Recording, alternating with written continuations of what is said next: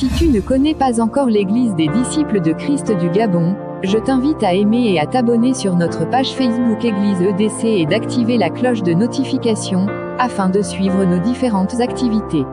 Merci et que Dieu te bénisse abondamment.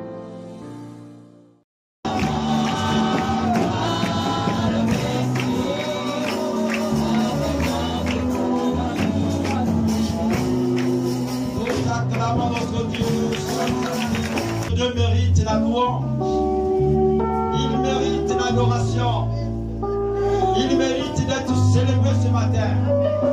Alléluia. Tu mérites la louange, l'adoration, tu mérites la gloire. Tu mérites la louange, l'adoration.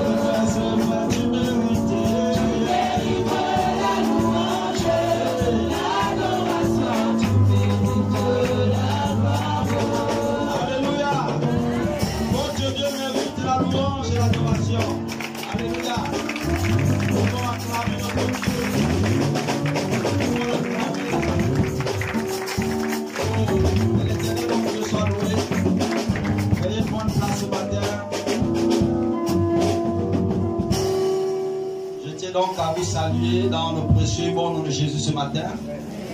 Soyez donc bénis de la part de votre Dieu.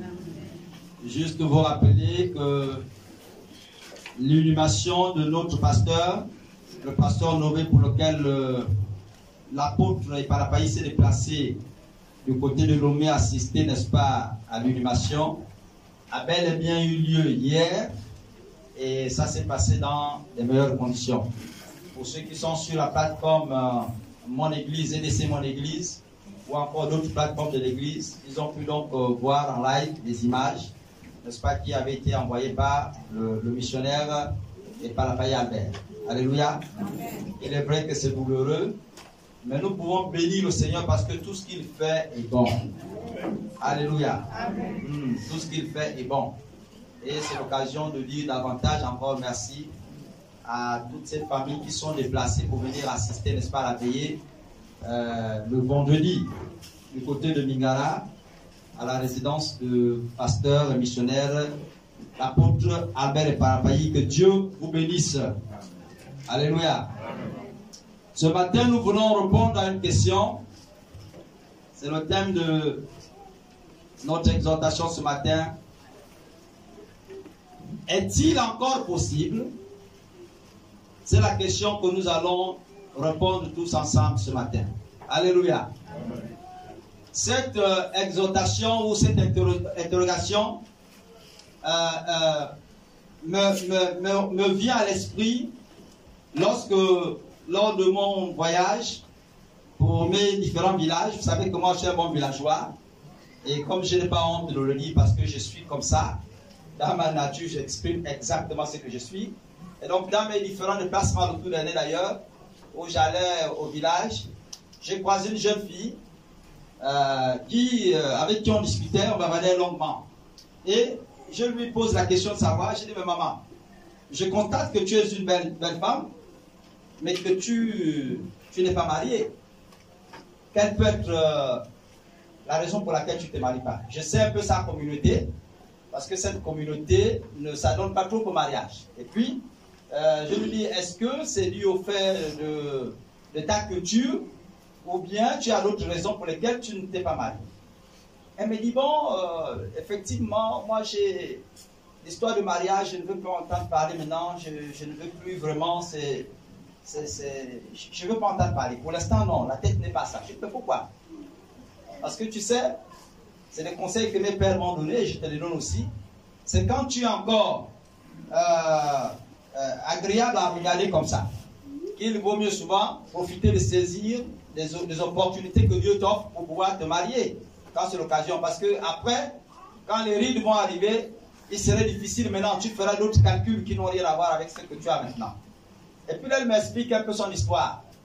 Elle était avec un homme, elle a connu un homme, elle a abandonné ses études à cause de cet homme-là, au point où elle faisait des bricoles jusqu'à subventionner un peu, aider le monsieur en question, le frère en question, qui était la même génération qu'elle, à pouvoir, n'est-ce pas, faire ses études.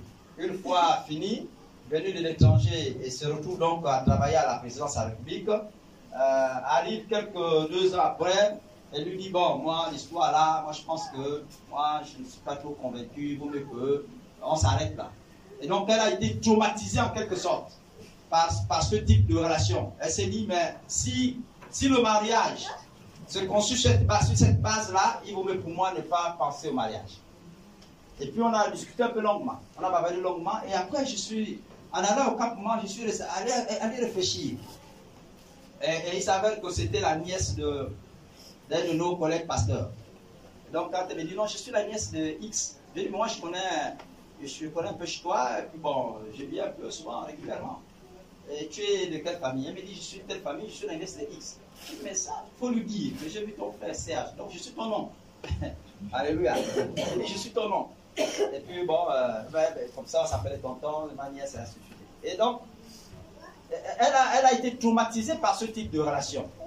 Et pour elle, le mariage ne peut pas être possible quand, n'est-ce pas, les hommes doivent être pervers de cette manière. Quand certains doivent pouvoir profiter des autres. Pour elle, ce n'est pas possible. Il vaut mieux arrêter avec ça, penser autre chose. Et puis elle me disait, il y a même un là, j'en reviens d'ailleurs même de Paul Gentil là, mais le gars, il court après, il veut presser les choses, il veut le mariage. Je lui dis, non, papa, laisse un peu le vent que tu amènes là, ça souffle un peu trop fort, arrête un peu. Alléluia. J'ai dit, non, il faut saisir les opportunités. Dieu peut-être a permis que la mauvaise personne parte et que la bonne, n'est-ce pas, vienne. Donc, il faut saisir les opportunités. Regarde bien, ne t'arrête pas de vivre. Elle me dit, non, papa, vraiment, l'histoire là, ça m'a fait décourager. Je dis, bon, écoute, si tu penses que c'est comme ça là, donc arrête quasiment de sortir avec les hommes. Tu pars au couvent. Ce serait plus simple, même encore au couvent là-bas, Dieu seul sait. Donc, vous voyez que c'est. J'ai dit, non, il faut complètement arrêter si c'est ça la réflexion. Vous comprenez? Et donc, on a un peu épilogué comme ça. Et c'est à la suite donc de cet échange que m'est arrivée cette interrogation. Est-il encore possible? Et je sais que beaucoup d'entre nous, de par le monde, et même dans cette église, si on faisait un exercice d'honnêteté et que l'on posait la question de savoir, est-ce que quelqu'un a déjà été dessus une fois dans la vie? C'est sûr que plus de la moitié de l'église lèvera la main. Bon, comme les Africains, nous ne sommes pas toujours honnêtes, mais ce qui est sûr, c'est que il y en a quand même s'ils ne lèvent pas totalement comme ça, ils vont quand même faire comme ça. Vous comprenez? Non, ils vont quand même faire comme ça. Vous dire, bon, il n'est qu'une fois j'ai été. Mais la réalité est telle que tous autant que nous sommes certainement passés par des déceptions d'une manière ou d'une autre. Alléluia. Et je disais à ma fille au téléphone une fois, tu sais, l'expérience demande peut-être à 99% que les premiers hommes avec qui tu as commencé la vie ne sont pas ceux avec qui tu vas terminer la vie. Ça, c'est l'expérience, la vie. N'est-ce pas? Elle a été toujours montée comme ça. Et on épiloguait un peu longuement au sujet de son avenir, etc. dans ce domaine. Donc, il y a beaucoup, n'est-ce pas, qui ont été dessus par la vie. La vie a démotivé beaucoup de personnes. Et là, vous pouvez donc voir que la carrière de certains, n'est-ce pas, a dû prendre un coup. Hein? Quand je parle de carrière, lorsque vous vous engagez quelque part, vous avez des rêves. Lorsque vous allez à l'école, vous avez des rêves. Vous voulez être médecin, vous voulez être un ingénieur, agronome par exemple, ou encore en génie civil. Vous voulez être, je ne sais pas, peut-être un officier militaire. Vous avez des ambitions.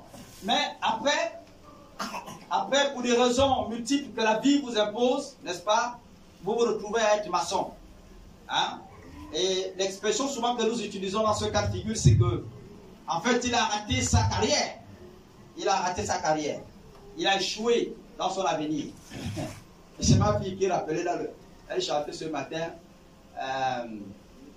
si c'est les échoués qui pleurent, oh, qui pleurent, les animés qui dansent, ouais, ils ont leur chanson bizarre. J'ai écouté ça ce matin, l'enfant me rappelle quoi là. Alléluia. Donc c'est vraiment intéressant de regarder ensemble, n'est-ce pas, cette réalité. Ce sujet est un sujet qui touche ce matin, je crois, la majorité des frères et des sœurs dans l'église. Moi, j'ai connu dans ma propre famille, par expérience personnelle, j'ai connu, n'est-ce pas, dans ma propre famille, le décès d'un grand frère qui s'est suicidé. Il a pris son fusil, donc s'est mis au niveau de la gorge ici, et puis il a déclenché. C'est le fusil de mon père. Et donc, c'était à la suite, n'est-ce pas, de ces multiples échecs scolaires. Et il s'est donc aperçu, il était en 4e, et il s'est aperçu que, en fait, l'école ne le souriait pas. Il parlait, il redouble, et puis les autres avec qui il était, qui ont commencé la 6e avec lui, se retrouvaient quasiment en seconde, d'autres en première. Et puis, c'est pas possible, moi, c'est quoi l'école avec moi, c'est quoi? Malgré les efforts que j'ai fournis, j'étudie, et puis ça ne passe pas, je ne réussis pas, etc. Et puis là, il a pris le fusil, il est allé dans la chambre, et là, paf. Papa était hors de la maison, il était de l'autre côté, là-bas, vers là où ceux qui connaissent ce quartier du Nara, l'alimentation. Et c'est là qu'on vient l'appeler pour dire, ah, viens, il y a la flamme dans ta maison là-bas. Parce qu'il y avait une fumée qui sortait, une forte fumée qui sortait.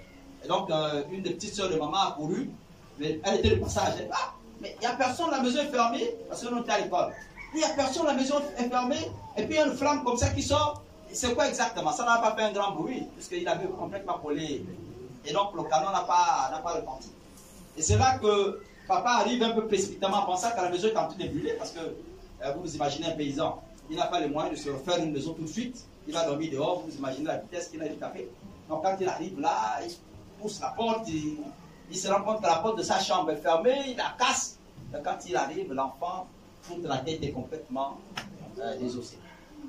Et là, il fallait prendre, recolmater les morceaux et tout ça, machin, mettre dans les draps, amener à la mort jusqu'à ce qu'on finisse par la vie. Mais ce sont des expériences, n'est-ce pas, que nous avons vécues chacun à son niveau, qui montrent que la vie a fait beaucoup de mal aux gens.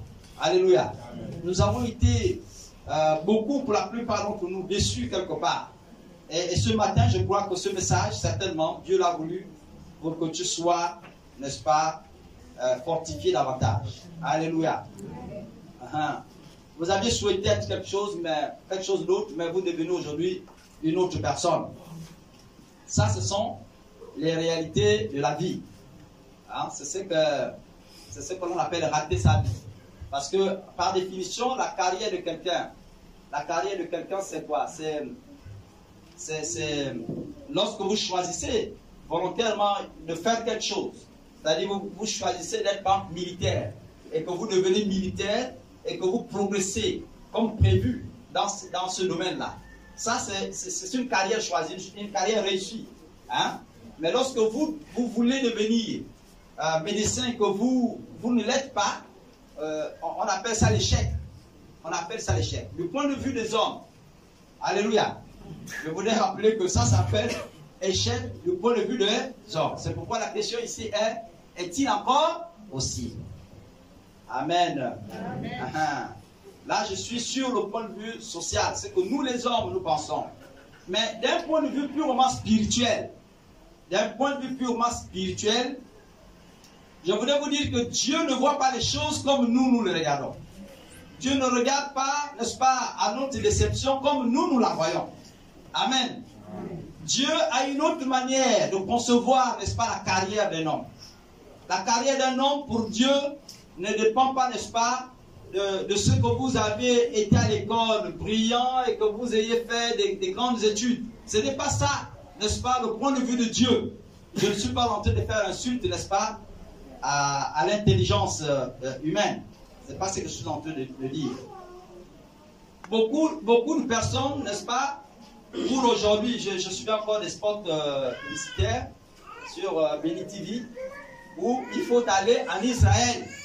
Il faut aller en Israël, voir là où Jésus est né, là où Jésus a marché, hein, nous jeter dans le Jourdain comme Jésus, n'est-ce pas, l'a fait. Beaucoup courent là-bas, parce qu'ils s'imaginent, n'est-ce pas, que leur carrière spirituelle va prendre une autre tournure, va prendre un autre niveau, hein, ou l'apogée, ou le sommet, quand ils seront arrivés en Israël.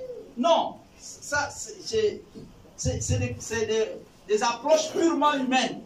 D'un point de vue biblique, votre sommet spirituel dépend de votre obéissance à la personne de Jésus. Est-ce que vous comprenez?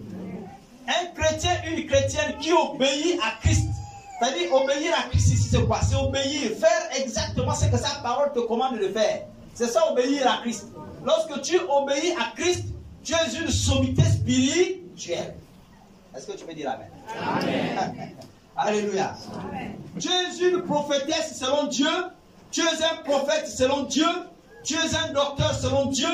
Tu es un intercesseur selon l'Éternel. Quand tu obéis à la parole du Seigneur. Donc tu es au sommet de ton art spirituellement. Ça, c'est la logique du point de vue de Dieu. Ce n'est pas le fait d'être allé en Israël, prendre la boue d'Israël là-bas, frotter au corps. Que tu seras un grand pasteur, que tu seras un grand ancien. Dans l'église désormais, tu t'appelles l'ancien des anciens. Ce n'est pas ça. Alléluia. Amen. Le sommet de la spiritualité réside dans le fait d'obéir à la parole de Dieu.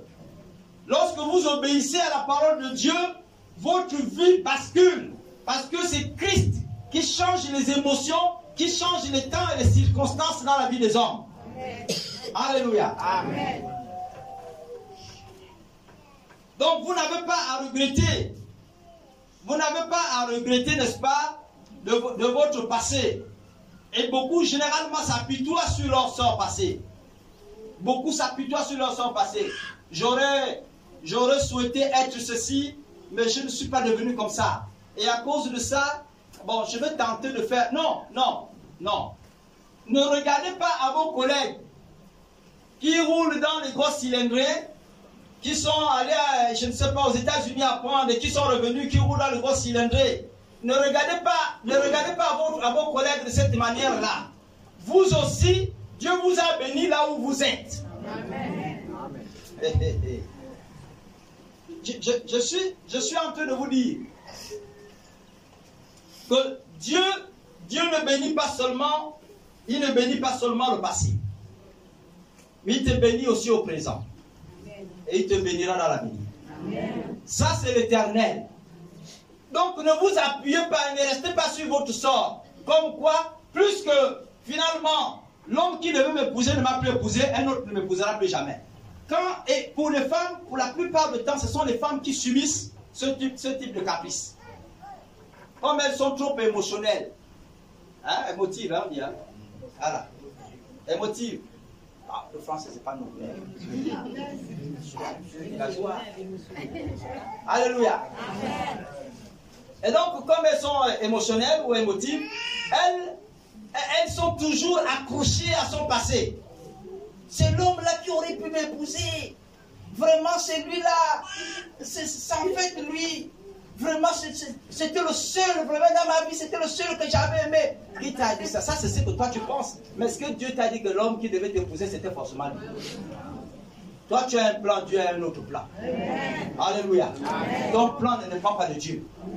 Contente-toi de ce que tu as maintenant. Amen. Et Dieu va te bénir avec ça. Amen. Il n'a pas béni Moïse. Il n'a pas béni Moïse en tenant compte, n'est-ce pas, de sa présence dans le palais royal. Il l'a béni en tenant compte de ce qu'il était maintenant. Et il dit à Moïse, quand il pose la question à Moïse, il dit, Moïse, quand tu entres les mains, il dit pas qu'est-ce que tu avais au palais. Il dit, quand tu entres les mains, qu'est-ce que tu as présentement? Il dit, j'ai un bâton. Il pose lui à terre. Et il a commencé à bénir Moïse. Alléluia. Amen. Dieu se fiche complètement de votre passé. C'est vous qui vous apitoyez. Et quand vous restez comme ça, le diable trouve une porte géniale. Vous savez ça? Quand vous restez dans cette posture-là, le diable généralement trouve une porte idéale. Il te dit, tu vois, mais viens, mon frère. Toi aussi, tu peux devenir. Mais en fait, là où tu es là, malgré le fait que tu es là, si je te prends là, tu rentres là, tu vas voir que tu seras ici. Tu n'as pas besoin de passer par l'université. Pour faire quoi? Tu cherches quoi? L'argent? L'argent, c'est quoi? C'est le matin que tu rentres, le soir, tu as l'argent. Viens. Le diable va t'ouvrir des portes. Simplement parce que tu restes à t'apitoyer sur ton sort passé. Alléluia. Amen. Dieu tient compte effectivement du passé, mais il tient aussi compte du présent et de ton avenir. L'Éternel va te bénir en tenant compte de tous ces temps. Amen. Alléluia. Amen. Ne reste pas t'apitoyer sur ce que tu aurais pu être. Ton avenir dépend de l'obéissance que tu as à Christ. Si tu obéis à Dieu, à la parole de Dieu, Dieu va te bénir à partir de ça. L'obéissance d'un chrétien, d'une chrétienne, d'un homme, est le fait d'obéir à Christ. Vous savez, c'est Dieu qui change nos émotions. Vous comprenez? C'est Dieu qui guérit nos blessures. De par nous-mêmes, lorsque nous sommes blessés, nous pouvons prendre l'histoire de, c'était je crois de Job, on va se rendre compte que tous les êtres humains qui venaient arrivaient à appuyer, accélérer les blessures. Ils ne venaient même pas apporter du réconfort. Eux, ils venaient accélérer ça. Dans la nature de l'homme, il n'y a pas un mécanisme de guérison prévu pour les émotions. Est-ce que vous comprenez ça? C'est-à-dire, dès que X est tombé, on cherche. On t'avait dit. Mais en fait, c'est quelque chose qu'on voyait depuis longtemps, mais c'est-à-dire, il y a toujours quelque chose qui vient ceinturer davantage de la plaie là pour que tu continues à saigner. Mais Christ, lui, il est venu pour pardonner et pour guérir tes blessures. Amen. Alléluia. Amen. Christ est venu guérir tes blessures et les pardonner. Il ne tient pas compte de ton passé. Ce que tu as, c'est fini. C'est pourquoi il dit les choses anciennes sont passées et toutes choses deviennent nouvelles. Quand Christ est en toi ou que tu es en Christ, n'est-ce pas, une page nouvelle de ton histoire s'ouvre. Alléluia. Amen. Une page nouvelle de ton histoire s'ouvre. Je parle à un homme, à une femme qui a été déçue. Amen. Les femmes, quand vous voyez la plupart d'entre elles, je vais peut-être m'appesantir un peu sur elles parce qu'elles sont les nombreuses qui subissent, n'est-ce pas, l'activité de la déception. Elles subissent beaucoup. Parce que les hommes, nous sommes devenus ce que moi j'appelle un peu les d'Artagnan. C'est des acteurs. Tu donnes à l'enfant de quelqu'un tout un tas de promesses et ils savent le faire, hein, des menteurs. Ils organisent tout un tas de promesses, ils veulent pomper ça à l'enfant de quelqu'un. Dès qu'elle commence par croire, elle nourrit des espoirs. Le matin, tu dis, moi ce n'est pas toi, fous-moi le camp. Est-ce que vous pouvez vous imaginer à cet instant-là ce que l'enfant de quelqu'un peut ressentir? Elle pense déjà qu'elle a dû se bagarrer avec sa famille à cause de toi. Elle a abandonné ses parents à cause de toi.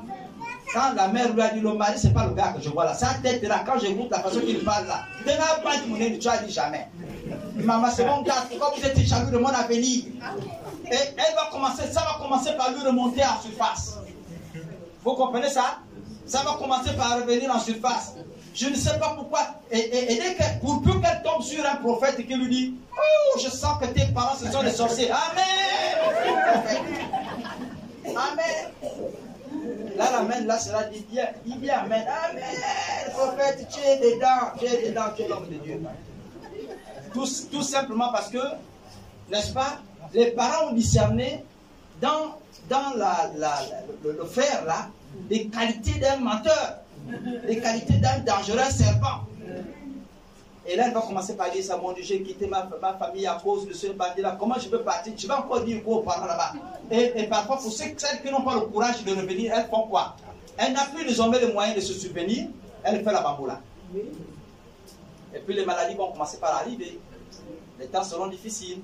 Elle regarde derrière la feu que le gars vient nous pomper 3, 4 enfants. Comment nourrir ces gens-là? Le gars, lui, s'en fout là. Il est dans Libreville ou il est à New York. Il est en train de vivre sa vie. Il s'en fiche. Comme par hasard, quand ça le pique, il a fait un songe sur les enfants, il t'envoie 10 000. Il dit voilà 10 000 francs, tu te débrouilles avec la bassine. Mais c'est des d'argent. Ce n'est pas des choses faciles. Alléluia.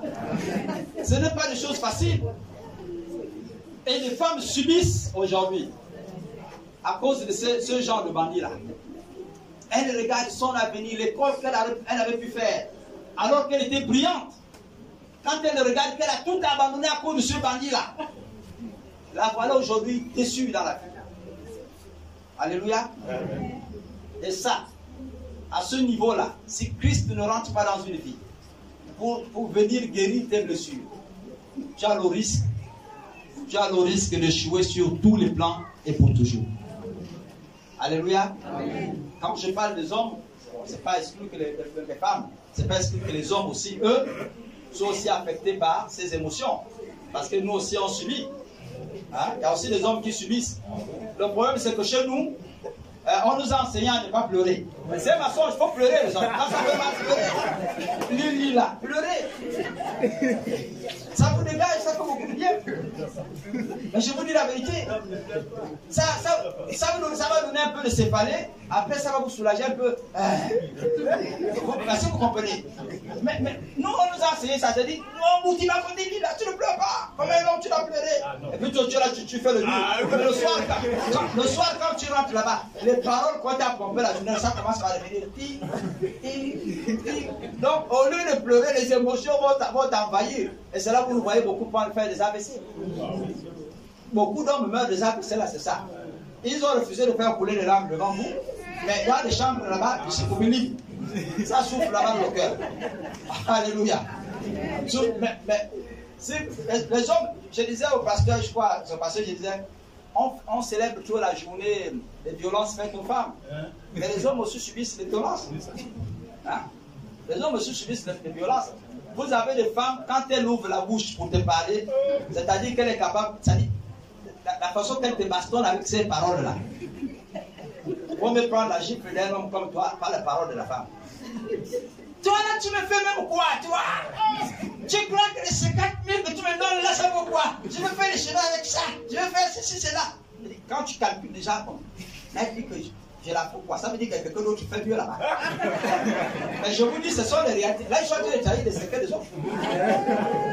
Nous, quand tu arrives là-bas, tu fais maintenant les calculs du maître. On dirait que la petite, elle a eu quelqu'un d'autre.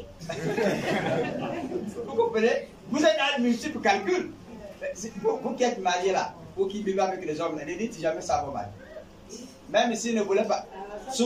Souvent, vous allez observer que vous pouvez.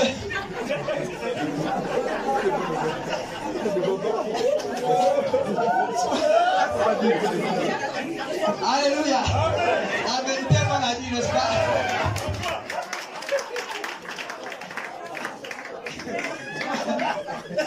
Souvent, vous allez observer que lorsque vous balancez, c'est un homme. Toi, tu me fais quoi? Tu me donnes quoi même? Généralement, il va vous dire, mais si tu vas me te faire pas, vous n'avez jamais écouté ça. C'est parce que la parole a du choc dans le cœur.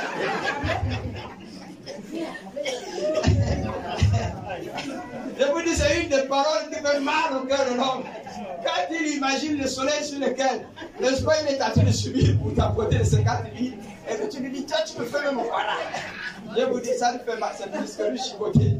Alléluia. C'est plus que lui donner le coup de fouet. Et donc, si vous avez le mari à la maison, il dit, tu avais ça bon mari. Même si vous ne voulez pas te chasser, c'est là qu'il va dire, non, prends tes vacances. Maintenant, quand tu es une sorcière. Alléluia. J'ai écouté certains parfois dans ce cas de figure dire, Mais si tu vois que la société dans laquelle tu es intégré, elle ne te paye pas bien, tu démissionnes. Et là, souvent, les hommes là, ils sont difficiles. Non, nous aussi les hommes ont subi ça. À la différence des femmes, c'est que nous on essaie de jouer les durs. Mais la réalité, c'est que nous pleurons aussi. Ça nous fait mal. Alléluia. Les émotions nous frappent. Mais celui qui est capable est le seul de guérir nos émotions, c'est Christ. Amen. Alléluia. Amen. Je voudrais qu'un lecteur prenne 3 Jean et que nous prenons l'unique chapitre là, de verset 1 à 3. 3 Jean. Le verset 1 à 3. L'apôtre Paul donc parle à l'ancien Agaius. Il écrit à l'ancien Agaius, il dit, l'ancien Agaius, le bien-aimé que j'aime dans la vérité. Bien-aimé, je souhaite que tu prospères à tous égards et sois en bonne santé comme prospère l'état de ton âme. J'ai été fort réjoui lorsque les frères sont arrivés et ont rendu témoignage de la vérité qui est en toi, de la manière dont tu marches dans la vérité. Alléluia. Amen. Il parle ici, n'est-ce pas, au frère Agaius. Et ça fait partie de ses frères, de ses fils. Et lorsqu'il demandait des nouvelles de ses fils, et là on lui rapportait que Agaius était vraiment assidu dans la vérité. C'est-à-dire qu'il avait vraiment du respect et il pratiquait la parole de Dieu. Ce frère-là demeurait, n'est-ce pas, dans le strict respect de l'obéissance de la parole de Dieu. Et c'est là qu'il écrit au frère. Il dit, frère, de la même manière que tu obéis à la parole de Dieu, que tu prospères dans ton âme, c'est-à-dire que sur le plan spirituel, plus que Christ est en toi et que tu prospères avec lui, alors je souhaite pour toi. Je souhaite pour toi que tu prospères dans tous les autres domaines de ta vie, comme ton âme prospère. Alléluia. En d'autres termes, il n'y a que ta prospérité spirituelle qui engendrera la prospérité physique. Est-ce qu'on se comprend? Il dit, comme tu obéis à la parole et que la parole est désormais en toi, tu la respectes, de cette même manière-là que la parole grandit en toi, grandit dans tous les autres domaines de la vie. C'est-à-dire, si tu es maçon, sois excellent dans la maçonnerie. Si tu es architecte, sois excellent dans ton domaine. Si tu es médecin, je prie que tu sois excellent. Si tu n'avais pas le travail, trouve le travail et soigne les gens. Alléluia. C'est en cela que Paul écrit à notre frère ici, pour dire qu'il n'y a que la parole de Dieu en toi, l'obéissance de la parole de Dieu en toi, qui va engendrer, n'est-ce pas, ta prospérité, non seulement spirituelle, mais également matérielle. On se comprend là. Quand Christ est en toi et que tu obéis à sa parole, tous les autres domaines, tant sur le plan spirituel que sur le plan physique, tous les autres domaines seront excellents. Parce que l'excellence est en Christ. Alléluia. C'est pourquoi je disais que vos émotions, il n'y a que Dieu qui soit capable de les guérir. Alléluia. Il n'y a que Dieu qui soit capable de guérir vos émotions. Prospère à tous égards. Dans tout ce que tu fais, prospère. Si c'est à l'école, sois excellent. Excellent ne veut pas dire forcément être premier. Mais tu réussis, n'est-ce pas, pendant que tu passeras chaque classe. Que ça soit seconde, tu passeras en première.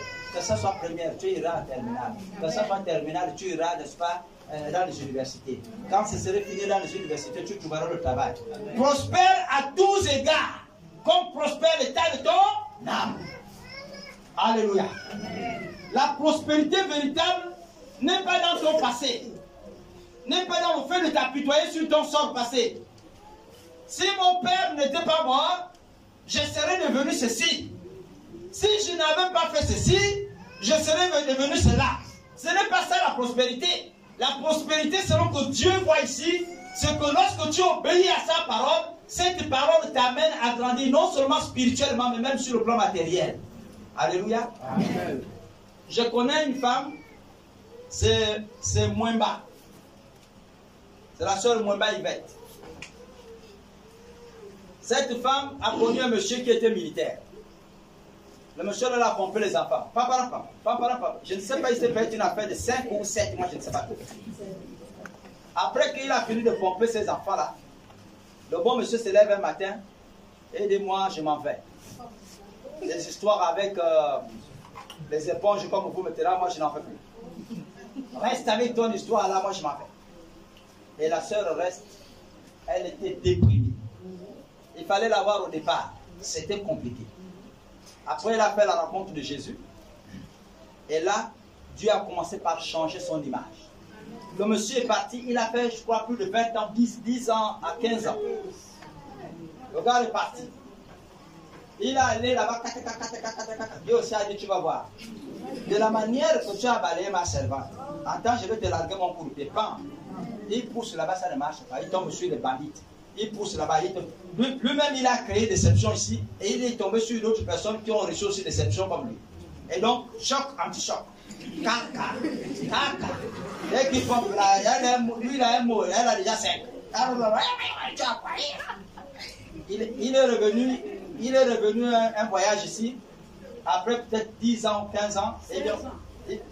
Voilà. Et il est venu voir les enfants. Enfin, il est venu faire semblant de voir les enfants. Il regarde les enfants, mais à côté des enfants, il y a toujours la femme. Dès qu'il regarde la femme brille maintenant d'une manière extraordinaire. La femme là que j'ai laissée vieille, là, elle a changé. Même les rides ont disparu. Qu'est-ce qui se passe? C'est que je vous dis, les gens sont là. Et ils tournent l'arrière. La femme aussi, vous voyez, soyez douce. Alléluia. La femme ne lui a pas chassé. La femme lui a fait la chambre. Là où elle dort, elle a aménagé, elle est allée dormir ailleurs. Alors, le bon monsieur tourne là, pas moi, il a tout le lit pour lui-même, il tourne là-bas, pas moi, il tourne là-bas, pas moi. Il a supporté avant de partir, il dit, maman, oui. Il dit, ah, moi, l'histoire là, je me rends compte que je me suis trompé. Il faut que je revienne. La femme dit, hi! D'Artagnan, ouais. Tu es sûr que ce que tu me dis là? Non, papa, non. Tu as déjà suffisamment blagué avec moi. Je te reçois, tu es le père des enfants. Ma vie telle que tu vois ma vie là, c'est maintenant en Christ. Ce n'est plus le truc des bandits que tu me faisais quand j'étais petite. Là, tu m'as gaspillé. Regarde comment je suis. Heureusement, Christ m'a renouvelé. Ma woma, va avec ta malédiction là. Moi maintenant là, si Dieu me fait grâce, c'est un homme qui vient de manière intègre, honnête, il vient se présenter à ma famille. Il me prend officiellement. Les histoires de Aaron d'abord, je ne suis plus là-dedans. Hier. Le monsieur est parti. Il dit non, c'est pas comme ça. Il est revenu voir les beaux-frères. Il dit, moi je vous dis, je suis venu pour que je prenne. L'autre dit, ah, mais pour prendre, tu connais comment ça fonctionne. Nous, est-ce qu'on va t'interdire de prendre? Tu sais comment on fait pour avoir un article au magasin? On ne parle pas pour lui. Toi-même, là-bas. Le gars est arrivé. Il a dit, bon, là maintenant, je fais tout. Je fais d'autres états civils. Je n'ai plus besoin d'attendre. Je me suis rendu compte que là, j'ai perdu du temps. Même cette femme-là, parce que la femme, elle avait un petit salaire peut-être de 50 000 ou c'est pas 60 000 que madame comme lui donnait. Elle s'est organisée, elle a construit une maison. Vous vous imaginez avec un salaire de 50 000, c'est Christ qui rend prospère. Alléluia. Elle a construit une maison de 3 chambres. Ses enfants étaient bien logés en planche. Elle a monté, je crois, ces 2 rangées de briques en bas comme ça, en planche, à côté de ses frères. Elle est restée là. Vous ne pouvez pas vous imaginer, malgré les avances que cette femme, elle avait, cette soeur avec qui on discutait régulièrement, parfois elle vient pleurer avec nous là. Ah papa, me bounacha, papa c'est dur, priez pour moi, ça ne va pas. Les bandits là viennent m'embêter, papa, je n'arrive plus à respirer, prier. Oh Seigneur, donne la force, nous aussi que les prières, Seigneur. Seigneur, donne la l'eau fraîche, Seigneur. Et la soeur a dû supporter comme ça. Quand le gars est arrivé, il a fini par se rendre compte que ça là, c'était une qualité qu'il fallait avoir. Il est parti, il a pris la dot, il est venu, il a épousé cette femme-là. Aujourd'hui, ils sont ensemble à Mouila. Je crois que c'est Mouila ou Timanga, c'est pas tout. Ils sont à Mouila. À l'heure actuelle où je vous parle, ça fait plus de 10 ans qu'ils sont partis. Alléluia. Amen. Donc, comprenez que c'est Dieu qui rend prospère.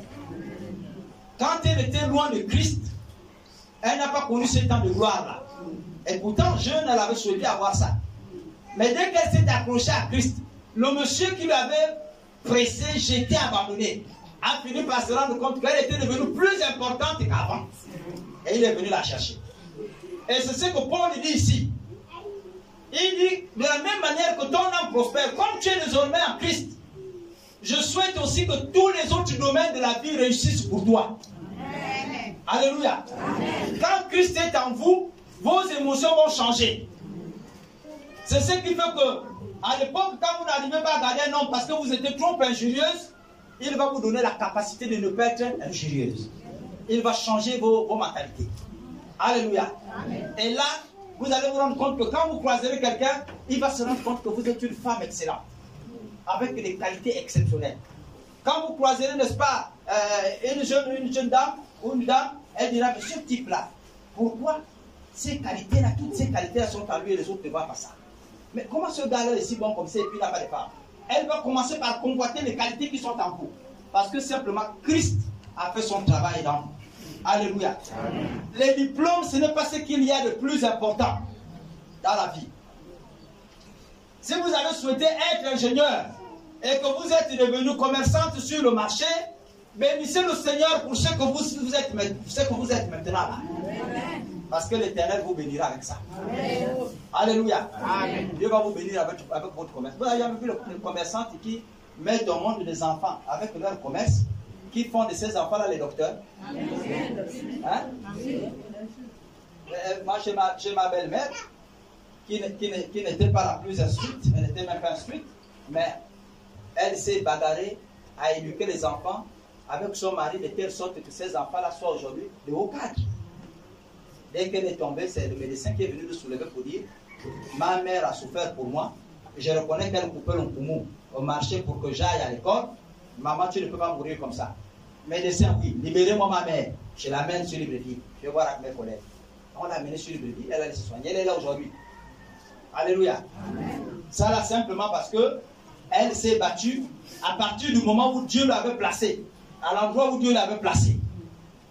Dieu va te bénir dans ce que tu es maintenant. Amen. Ce n'est pas en tenant compte de ton passé. Dieu tient compte de ton présent et de ton avenir pour te bénir. Amen. Mais ce n'est pas ton passé là. Alléluia. Amen. Laisse D'Artagnan, il est déjà parti. Dieu permettra qu'un autre homme spirituel, plus spirituel que D'Artagnan, que tu pensais être spirituel là. Dieu permettra qu'un autre arrive et il sera meilleur. Parce que ce que Dieu donne est toujours plus bon que ce que toi-même tu avais conçu. Alléluia. Amen. Les qualités que Dieu donne et qu'il met en toi sont toujours meilleures que ce que tu avais conçu toi-même par le passé. Amen. Amen. Je voulais partager avec toi cette expérience. Moi, j'ai vu des hommes qui sont des médecins, enfin, j'ai envie de dire de haut cadre, mais qui sont malheureux dans leur vie. Il est là, quand vous écoutez le salaire du gars, chez moi là-bas, j'ai un qui est très bien salarié. C'est le plus grand, enfin, j'ai le haut salarié dans la famille. Mais il n'a même pas de cuisine. Vous comprenez? Là où il dort, c'est là où nous autres on a acheté ciment et tôle pour qu'il dorme dedans avec ses enfants. Même la cuisine, je vous dis, il n'y a pas tôle là-haut, tôle là-bas. Il n'y a pas. Mais c'est le plus grand salarié de toute la famille. Dès qu'il arrive là, il pompe son verre là. Il est, je ne sais pas, du côté de la pharmacie là, c'est petit. Depuis ici, vous commencez à entendre son chant. Tous ceux qui le croisent en route sont les pygmées. Tous ceux qui croisent en route sont les mammouths. Tous ceux qui croisent en route sont sauvages. Malades à jamais. Vous comprenez ça? Donc ce n'est pas le fait d'être diplômé ou d'avoir un gros salaire qui fera de toi quelqu'un de très important. Mais le fait d'appartenir à Jésus, d'obéir à la parole de Dieu, ça change l'histoire de quelqu'un. Alléluia. Ça change l'histoire. Si tu n'as jamais fait l'expérience d'appartenir à Jésus, nous autres aujourd'hui, nous sommes sans salaire, mais on a conçu des maisons. Ce n'est pas de la magie, ce n'est pas du vol, mais c'est une réalité. Je vous ai dit que la maman, là, quand on parlait tout à l'heure, Yvette, ça à peine 50 ou 60 000 francs que Madame Orcom lui payait, elle faisait le ménage là-bas. Mais elle a conçu une maison de 3 chambres en planche. C'est que beaucoup de salariés là, qui ont les 400 000, 500 000, n'arrivent pas à faire. J'ai vu des docteurs, grands docteurs de son état, quand ils pompent le français là-bas.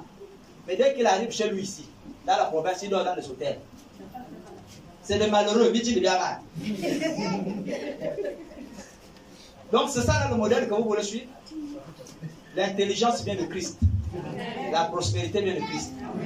Et si Christ est en toi, il va renouveler ces émotions-là. Ta manière de penser, ta manière d'agir va changer. Et à partir de ce moment-là, tu verras toi-même les transformations s'opérer dans ta vie. Alléluia. Ne tenez pas compte de votre passé. Votre passé, il est passé. Dieu veut te bénir à partir de ce que tu as maintenant. Dieu veut te bénir à partir de ce que tu as maintenant. Ne laisse pas le passé envahir ou influencer ton avenir. Ou encore influencer ton présent. Non. À cause de lui, j'aurais pu être ceci. À cause de ceci, j'aurais pu être cela. Non, non, non. Ne regarde pas ça. Il m'a abandonné avec beaucoup d'enfants. Il m'a fait ceci, cela. Ne regarde pas tout ça. Considère à partir d'aujourd'hui le plan de Dieu à cet instant dans ta vie. Amen. Et tu verras combien de fois l'Éternel va te transformer. Alléluia. Amen. Dieu a un plan de prospérité pour chacun d'entre nous. Pour toi, Dieu a un plan meilleur que l'ancien que tu avais construit. Ton plan à toi n'est pas au-dessus du plan de Dieu. Alléluia. Laisse Dieu influencer tes émotions. Laisse Dieu influencer ton présent. Laisse Dieu rentrer dans ton passé. Et tu verras que les choses iront mieux. Amen. Alléluia. Amen. Je suis en train de chuter pour vous dire que il n'y a pas que le fait d'être grand type, comme on dit, pour pouvoir réaliser de grandes choses. À partir du peu que tu as, Dieu te permettra de pouvoir réaliser beaucoup de choses. Bien-aimés frères, pour atteindre nos objectifs, nous devons accepter notre passé tel qu'il a été construit. Si tu veux guérir de cette situation-là et avoir des lendemains meilleurs, accepte de ton passé tel qu'il a été construit. Le bandit est venu, il est déjà venu et il est passé. Accepte qu'il était déjà là et il est déjà passé. Alléluia. Il est déjà parti, c'est fini, il ne reviendra plus. D'Artagnan est déjà parti. Nous devons accepter le passé tel qu'il est. Et nous devons affronter les faits. N'ayez pas honte. N'ayez pas honte de ce que Dieu vous a donné présentement. Si Dieu t'a donné un travail qui puisse te nourrir, qui puisse te soigner, scolariser tes enfants, et qui te permet même de pouvoir construire une maison, bénis-le à partir de ça. Ne cherche pas à avoir ce que l'autre avait ou bien ne pense pas à ce que tu aurais pu avoir. Mais bénis-le à partir de ce que tu as maintenant. Amen. Alléluia. Amen. Et à partir de cet instant, il va multiplier ça. Il va multiplier, n'est-ce pas, ce que tu as là. Arrête de penser, n'est-ce pas, à ce qui s'est passé autrefois. Arrête de te lamenter sur le passé. Oui. Refuse surtout de vivre une vie, n'est-ce pas, de misère. Refuse de vivre la vie de misère. S'il t'a abandonné dans cette situation, ou que le diable veut t'amener dans cette situation-là, refuse de vivre ça. Accepte ta condition et relève-toi, Dieu va te bénir. Amen. Beaucoup de frères aujourd'hui sont tombés, n'est-ce pas, dans le faux et dans la fausse à cause, n'est-ce pas, de leur remords. Beaucoup sont tombés dans le faux et dans la fausse à cause de leur remords. Moi, j'avais souhaité toujours avoir un mari blanc. Mais ce n'est pas le blanc qui est venu, c'est le noir qui est venu. Accepte que c'est le noir qui t'a épousé. Et puis avance. Alléluia. Amen. Mais maintenant, si tu veux, peut-être que toi aussi, peut-être que tu as les gènes d'une blanche. Dans ces conditions-là, tu l'enseignes comment être blanc. C'est comme ça. Hein? Tu pars acheter des crèmes, de quoi, que vous achetez dans le bambolo là-bas. Là aussi, peut-être qu'il veut être blanc. Alléluia. Si ne connaissez pas manger KFC, on l'a mis de KFC.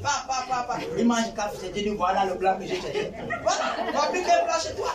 Mais c'est le noir qui t'a épousé. Accepte-lui tel qu'il est présentement. Et tu verras que Dieu va te bénir. Que l'Éternel, donc Dieu vous bénisse et qu'il bénisse sa parole.